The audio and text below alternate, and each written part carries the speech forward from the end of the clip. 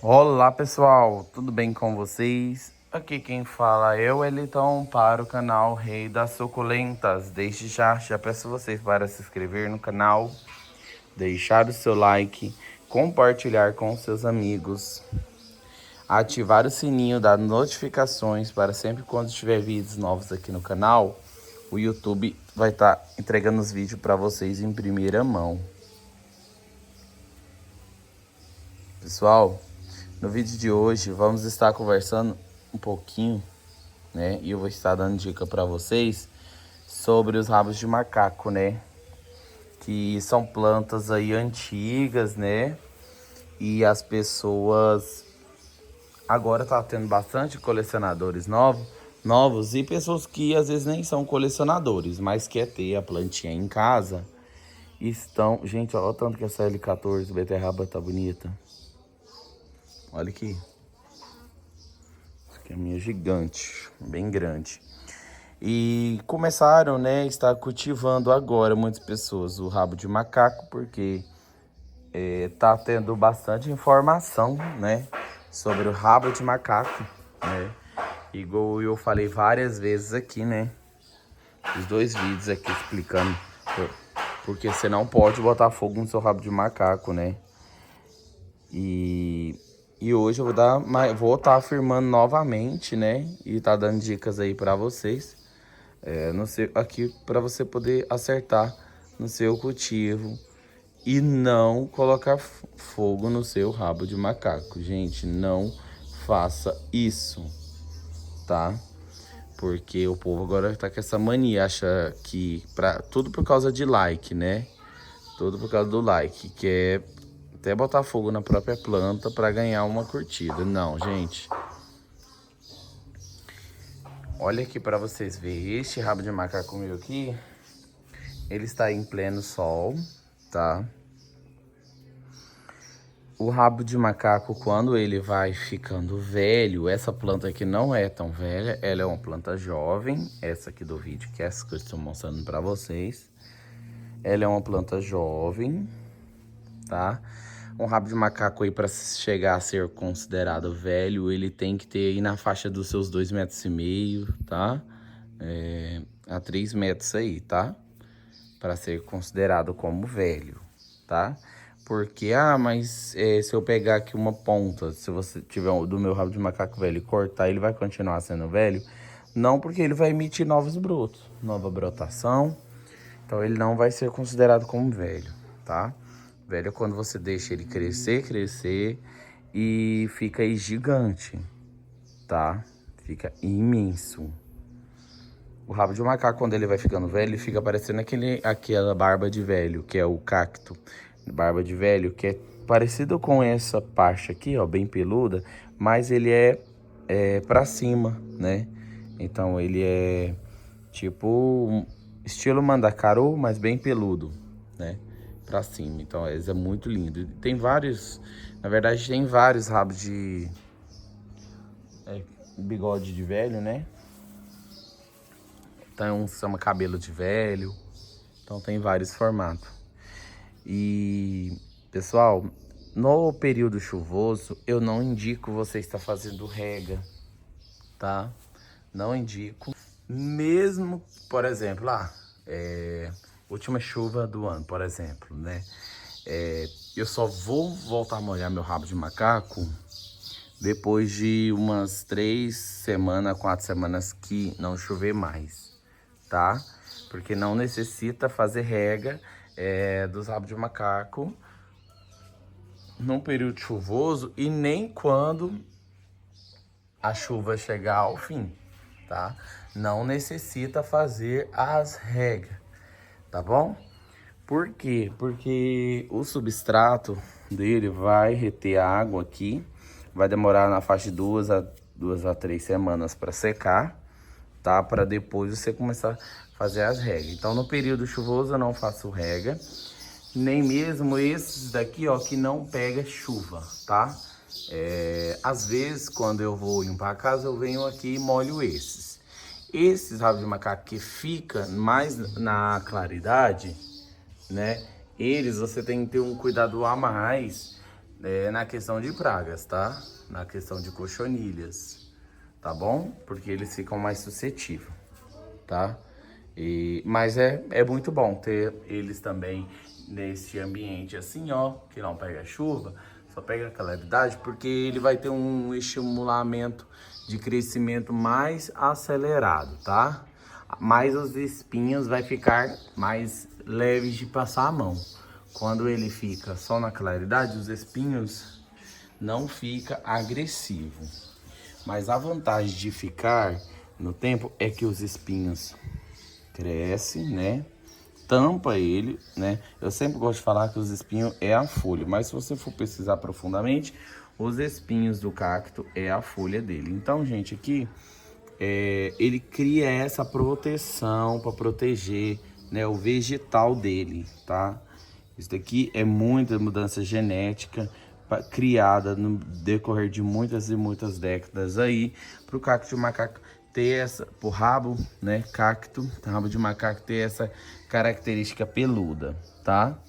Vocês conseguem observar, tem uns que são finos, outros grossos, então, é porque às vezes algum tá com um probleminha, né? Então é legal decapitar ou aqui eu consigo ver que aqui tá saudável e aqui não, é porque essa muda cresceu mais rápido, tá? Então é essa questão mesmo de você observar as suas plantas. Então eu não indico você queimar nunca o seu rabo de macaco, tá? Porque demora muito tempo para ele poder chegar a essa característica, demora muito tempo para ele poder ir pegando o formatinho lindo dele, tá? Então não indico mesmo você estar fazendo isso com as suas plantas, tá? Não faça isso, não queima, tá?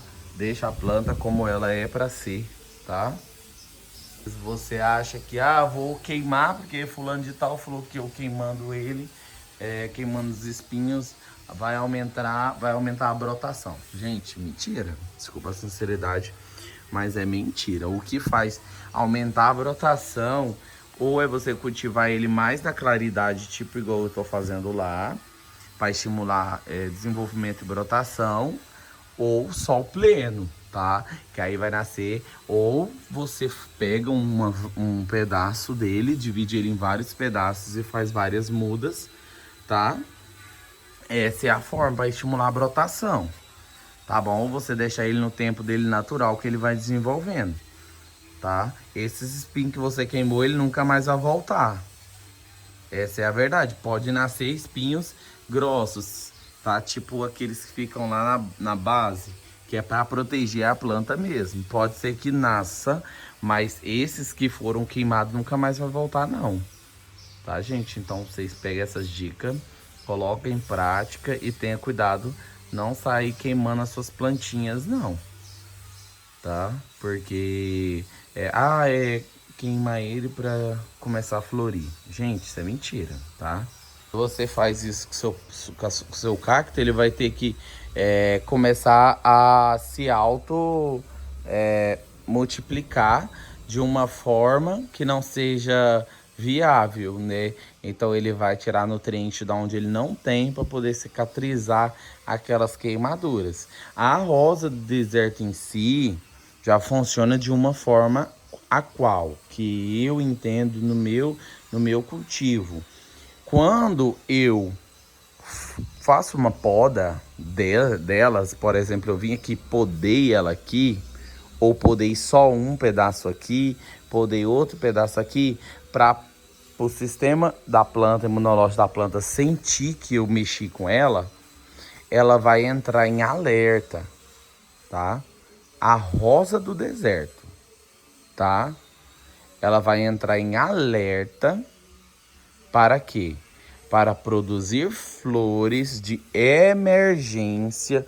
Por isso que a gente fala, muitas pessoas falam e eu também falo, faça decapitação nas suas rosas do deserto, né?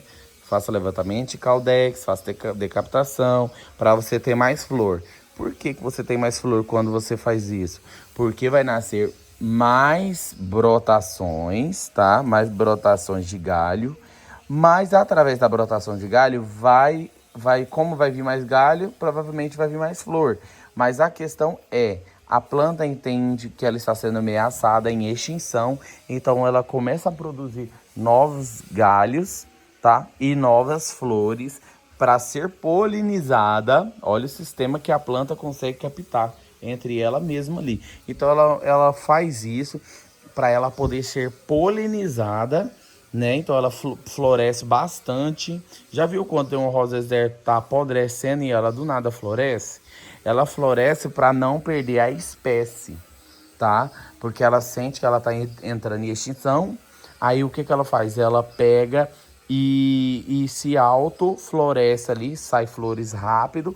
Aí essas flores é para ser polinizada pelos insetos, né? Que seja, ou manualmente. Então, às vezes a gente nem sabe que ela tá apodrecendo e acontece de apodrecer. Então ela floresce e acha que tá saudável, tá? Mas às vezes não é que seja saudável. A questão é que ela se autoprotegeu ali, fez isso, desenvolveu semente e muitas vezes a maioria delas que estão apodrecendo ou estão morrendo, elas entendem que elas estão morrendo.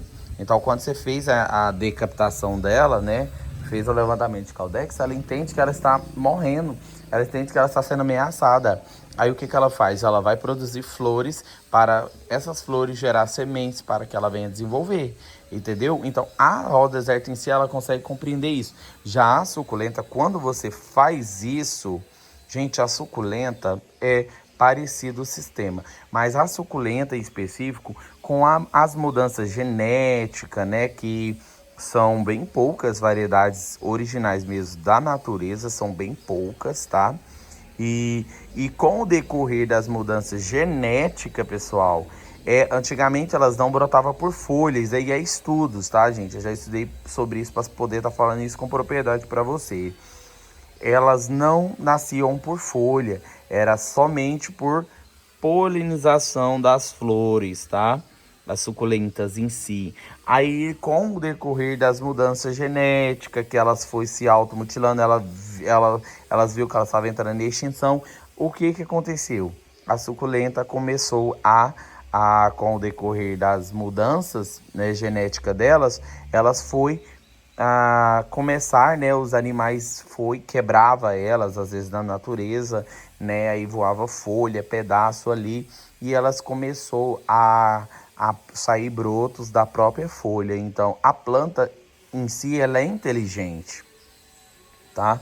A planta em si, ela é inteligente. Aí elas viram que elas estavam entrando em extinção, a natureza se auto-recuperou, né? Então, acabou que não entrou em extinção e a planta está aí hoje em dia, várias variedades, várias mudanças genéticas, vários cruzamentos que a gente mesmo, ser humano, fez, né? Então tem isso, né? Cada planta ela tem o seu sistema, né, para a natureza, né? Ela se auto-recupera. Outro exemplo, os cactos, esses cacto palma. Gente, já reparou que o cacto palma geralmente esse tipo de cacto dá mais em lugar seco?